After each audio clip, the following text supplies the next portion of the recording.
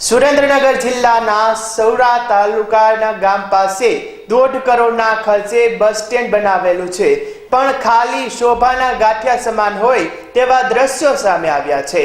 ત્યારે સરાના ભીમાભાઈ પાસિયાએ જણાવ્યું હતું કે મૂળી તાલુકામાં મોટામાં મોટું ગામ એટલે કે સરા ગામ આવેલું છે। બસ સ્ટેન્ડમાં પૂછપરછ વિભાગની કોઈ પણ પ્રકારની સુવિધાઓ જ નથી, ત્યારે બહાર ગામના લોકોને ભારે હાલાકી ભોગવવાનો વારો આવ્યો છે।